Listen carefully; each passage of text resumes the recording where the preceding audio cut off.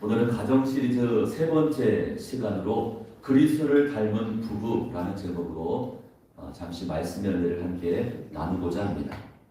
자, 지난 2주 동안 하나님께서 가정을 어떻게 설계하셨는지, 또 부모와 자녀의 관계가 어떠해야 하는지를 함께 살펴봤습니다. 오늘은 그 가정의 가장 근본적인 기초가 되는 이 부부 관계에 대해서 묵상해 보고자 합니다. 오늘 본문인 에베소서 5장은 어떤 분들에게는 매우 불편하게 들릴 수도 있는 그런 말씀입니다. 특별히 아내들이여 남편에게 복종하라. 이 구절을 들을 때 현대를 사는 신세대 여성들은 고개를 가웃거릴 수 있습니다. 이건 너무나 시대착오적인 그런 말씀 아니야? 라고 생각할 수 있습니다. 어떻게 남편에게 복종하라는 말을 그렇게 성경에서 쓸 수 있어? 그렇게 생각할 수 있는 거죠. 그러나 여러분, 오늘 이 말씀을 끝까지 함께 묵상해 보면 사도 바울이 말하고 있는 부부 관계가 얼마나 깊고 얼마나 아름다우며 또 얼마나 혁신적인 것인가를 발견하게 됩니다. 오늘 말씀은 단순히 부부의 역할을 설명하는 윤리 규범이 아닙니다. 남편은 이런 역할, 아내는 이런 역할, 그것을 써놓은 책이 아닙니다. 오히려 하나님께서 우리를 얼마나 사랑하시는지를 보여주는 하나님의 러브 스토리입니다. 하나님의 사랑 이야기입니다. 이처럼 하나님은 가장 친밀한 관계, 즉 부부 관계를 통해서 당신의 그 사랑을 우리에게 드러내 보여주십니다. 이제 본론으로 들어가서 성경이 제시하고 있는 부부 관계의 첫 번째 원리를 함께 살펴봅니다. 첫 번째, 아내의 사랑은 존중과 순종으로 나타납니다. 우리 22절부터 24절까지요. 우리 보면서 같이 읽습니다. 아내들이여 자기 남편에게 복종하기를 주께 하듯 하라. 이는 남편이 아내의 머리 되니 그리스도께서 교회의 머리 됨과 같음이니 그가 바로 몸의 구주시니라. 그러므로 교회가 그리스도에게 하듯 아내들도 범사에 자기 남편에게 복종할지니라. 아멘. 저희는 여기서 먼저 복종이란 이 단어를 다르게 이해할 필요가 있습니다. 사람들은 이 단어를 접할 때마다 자연스럽게 군대에서 상관이 부하에게 명령하는 그런 모습을 떠올립니다. 아니면 힘 있는 누군가가 힘없는 다른 사람을 자신이 가진 그 힘 가지고 억누르고 억압하는 그런 모습을 떠올리지 않습니까? 소위 갑을 관계 이미지를 생각합니다. 갑질, 논란, 뉴스에 종종 나오는 그런 것들을 상기시킵니다. 그러나 이 단어가 그러한 이유들 때문에 불편하게 느껴질 수 있습니다. 그런데 바울이 말하고 있는 이 복종은 그런 굴복이나 종속의 개념이 아닙니다. 그 결정적인 단서가 바로 앞절인 21절에 나와 있죠. 뭐라 했습니까? 그리스도를 경외함으로 피차 복종하라. 여기서 중요한 단어가 바로 피차입니다. 서로 그런 뜻이죠. 저 성경이 말하고 있는 복종은 일방 통행이 아닙니다. 한쪽이 일방적으로 굴복하는 관계가 아닙니다. 남편과 아내가 서로를 향해 자신을 낮추는 관계가 바로 복종입니다. 그리고 그 복종의 이유는 그리스도를 경외하고, 다시 말해서 예수님을 사랑하고 예수님을 존중하는 마음에서 비롯된 자발적 순종입니다. 조금 더 쉽게 한번 설명해 봅니다. 이 앞에 두 사람이 한번 있다고 생각해 보십시오. 그런데 그 두 사람 사이에 예수님이 계십니다. 남편이 있고 아내가 있는데 그 중간에 누가 계십니까? 예수님이 계십니다. 두 사람은 예수님을 향해서 고개를 숙입니다. 자, 그런데 옆에서 보게 되면 그 모습이 마치 서로를 향해서 고개를 숙이는 것처럼 보입니다. 예수님을 향해서 서로 고개를 숙였는데 옆에서 보니까 하나님은 여기시기 때문에 눈에 보이지 않지 않습니까? 근데 옆에서 보니까 남편과 아내가 서로에게 절을 하고 복종하는 그런 모습처럼 비춰집니다. 이것이 바울이 말하고 있는 성경적인 존중의 모습입니다. 누가 더 높고 누가 더 낮냐 그런 문제가 아니죠. 예수 앞에서 서로를 낮추고 자신을 낮추는 것이 복종의 모습입니다. 이처럼 바울은 부부관계의 모델, 즉 그 본보기를 그리스도와 교회와의 관계를 통해서 제시해 줍니다. 성경에서 말하고 있는 교회는 예수님을 믿고 섬기는 이 같은 성도들의 모임, 성도들의 공동체를 가리킵니다. 그리고 성경은 그리스도와 교회와의 관계를 남편과 아내의 관계로 설명하고 있습니다. 자, 뭐라고 했습니까? 예수 그리스도는 교회의 머리가 되신다고 그렇게 말씀합니다. 자, 머리라고 하는 이 표현도 오해하기가 쉽습니다.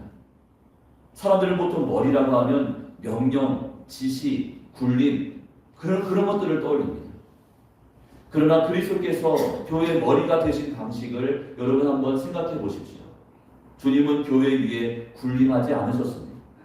오히려 교회를 위해서 자신의 목숨을 내놓으셨습니다. 십자가에서 죽기까지 사랑하셨습니다.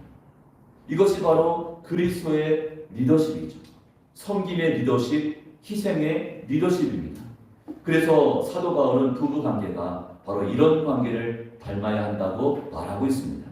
두 번째, 남편의 사랑은 희생으로 드러납니다. 아내의 사랑은 존중과 순종을 통해서 나타나고 남편의 사랑은 희생을 통해서 드러난다고 했습니다.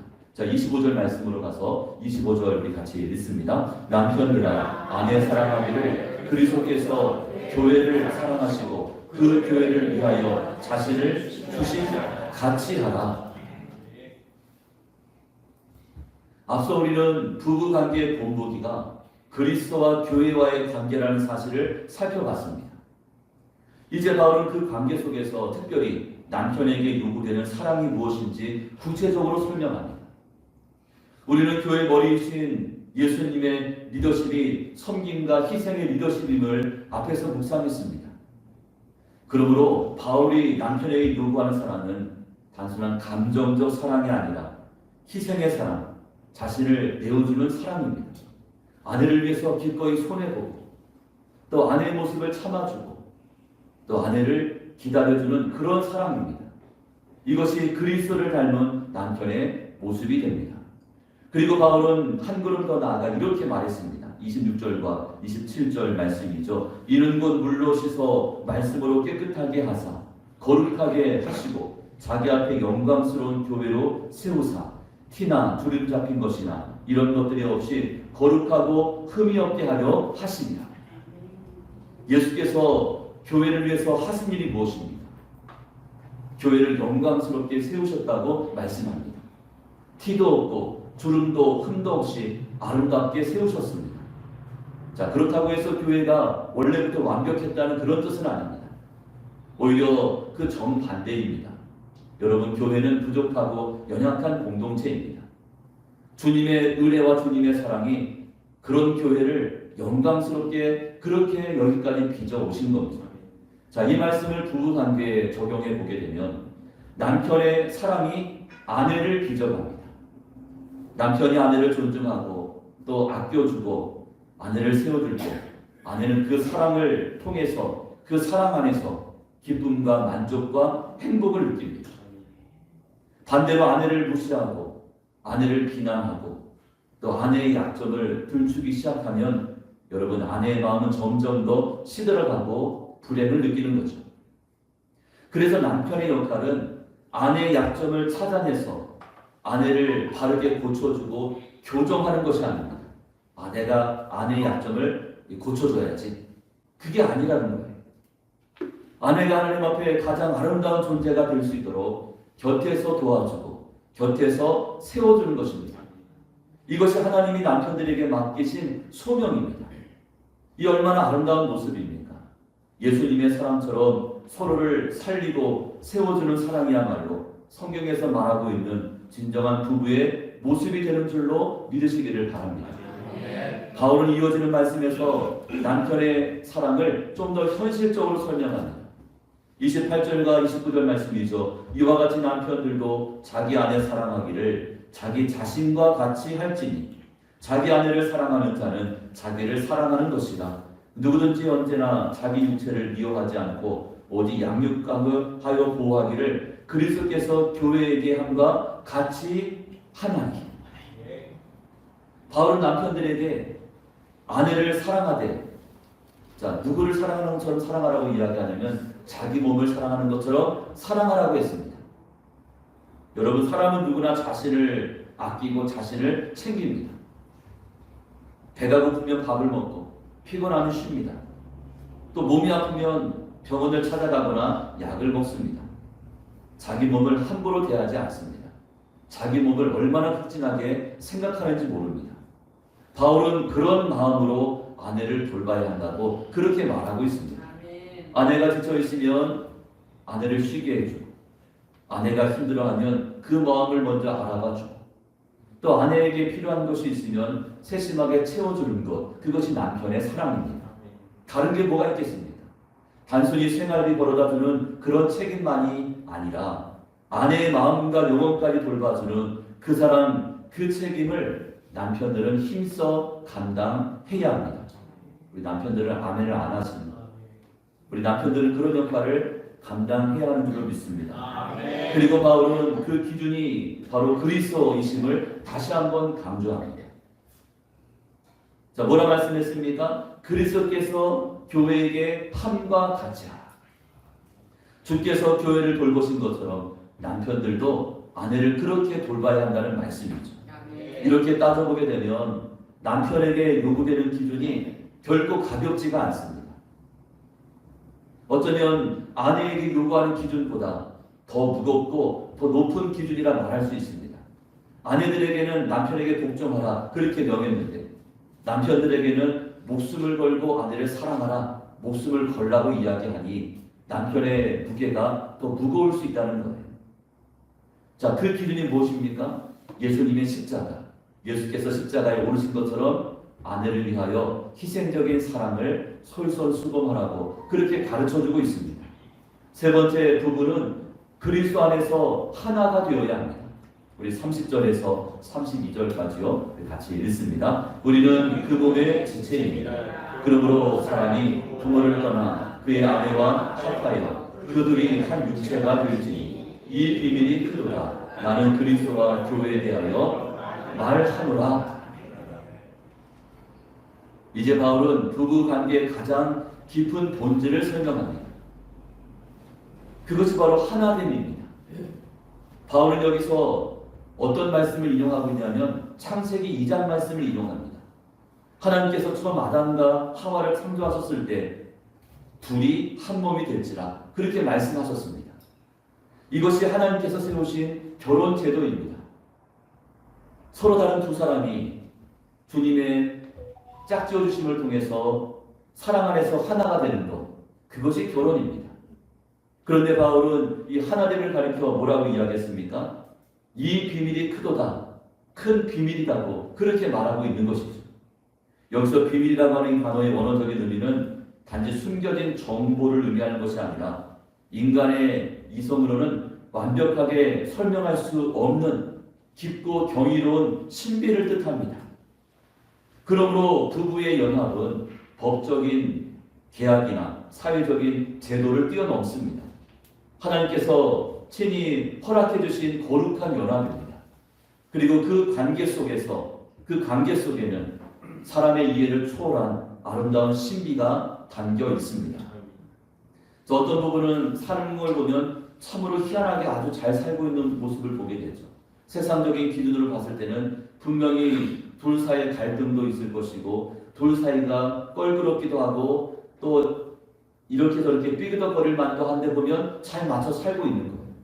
놀랍다, 신비롭다 그렇게 말할 때가 있지 않습니까? 그런데 바울은 여기서 한 걸음 더 나아갑니다. 뭐라 말씀했습니까? 나는 그리스도와 교회에 대하여 말한다고 그렇게 기록합니다. 이 말은 단순히 부부관계가 중요하다는 그 정도의 의미가 아닙니다. 바울은 결혼제도 자체가 처음부터 더 큰 진리를 보여주기 위해 하나님이 설계하신 것이라고 그렇게 설명하고 있는 것이죠.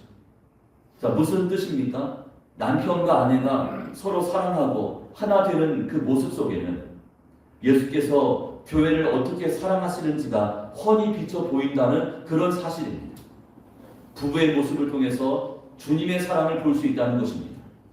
자, 예를 한번 들어보겠습니다. 남편이 아내를 위해 자신을 희생하고 끝까지 사랑하는 그 모습은 죄인된 우리를 끝까지 사랑하신 주님의 사랑을 보여줍니다.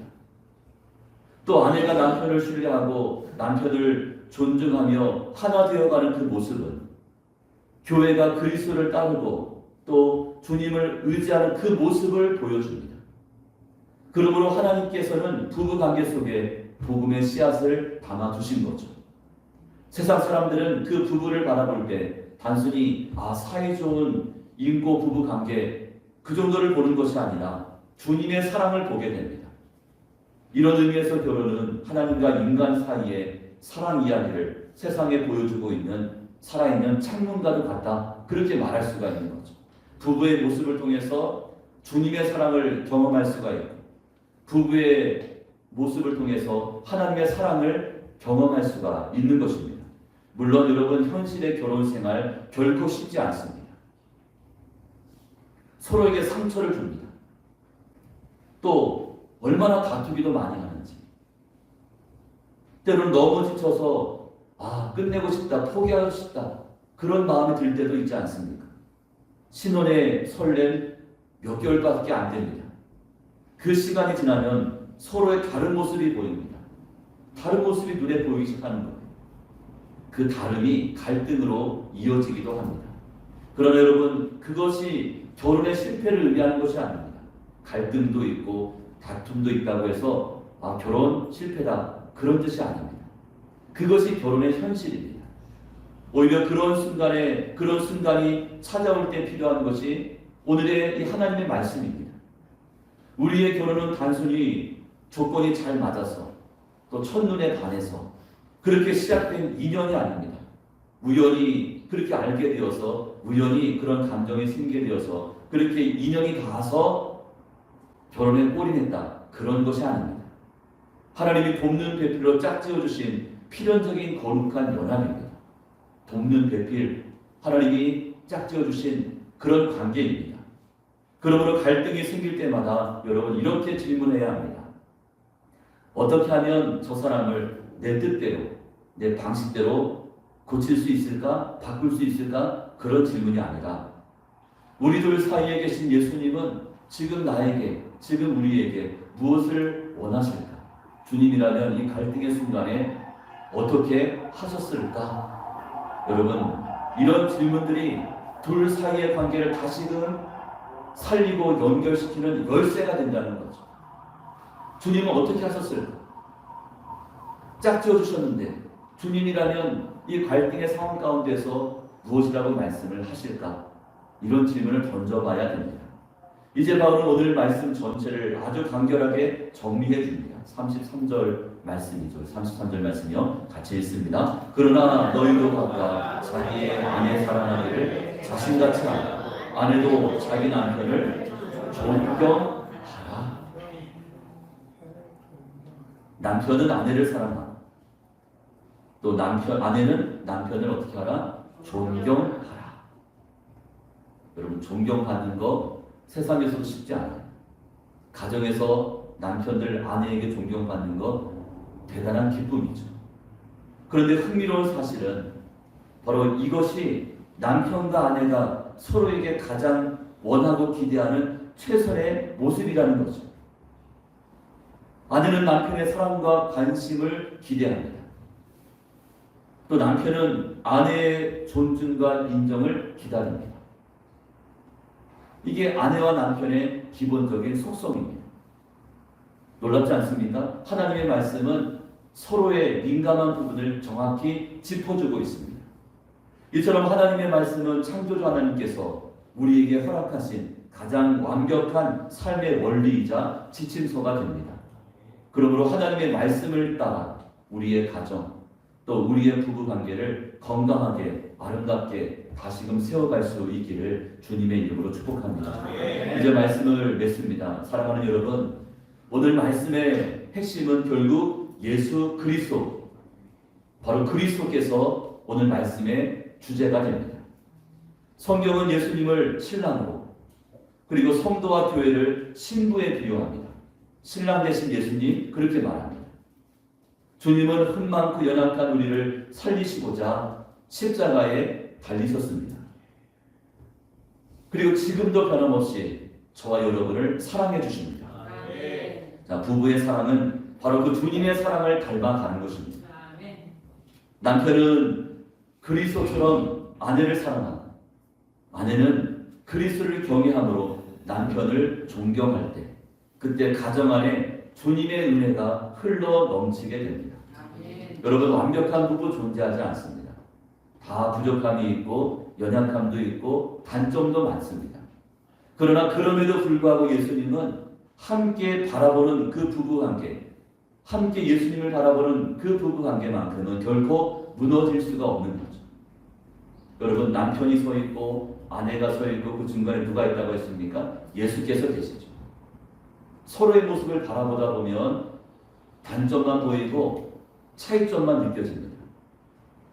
그런데 주님을 통해서 상대방을 바라보게 되어지면 약점도 사랑으로 다가오고 또 서로 다름도 사랑으로 느껴지는 거죠. 주님을 서로 바라보게 될 때 여러분, 그 가정은, 그 부부관계는 결코 무너지지 않습니다. 오늘 예배를 마치면 여러분 배우자에게 또는 여러분의 가족들에게 따뜻한 이런 말 한마디를 한번 건네보십시오.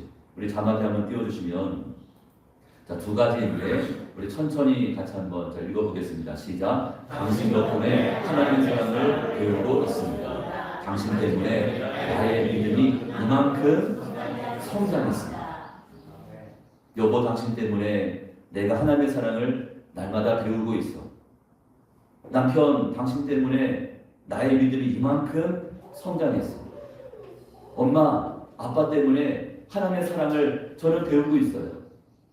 우리 할머니, 할아버지 때문에 나의 믿음이 지금도 자라고 있어요. 라고 서로에게 이같이 말해줄 수 있기를 바랍니다.